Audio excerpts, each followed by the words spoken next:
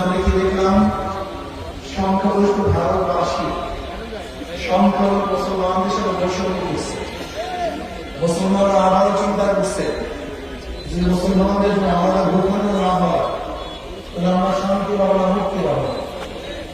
এর জন্য আমরা 47-এ ধর্মের ভিত্তিতে পাকিস্তান আমাদের রাষ্ট্র বলেছিলাম।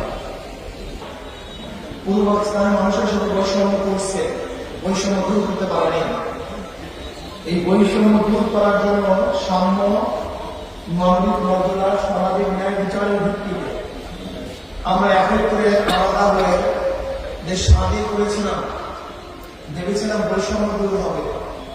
কিন্তু 71 থেকে 2024 আজ পর্যন্ত যারা শাসন করছে বৈষম্য দূর করতে পারে নাই, শান্তি প্রস্তুত করতে পারে নাই, মানবিক মর্যাদা প্রদান করতে পারে। এই কারণটা আমাদের খোঁজ করে বের করতে হবে। শুধু দেশ, দল, নেতা পরিবর্তন আমাদের দেশে শান্তি আসতে পারে না। এদেশে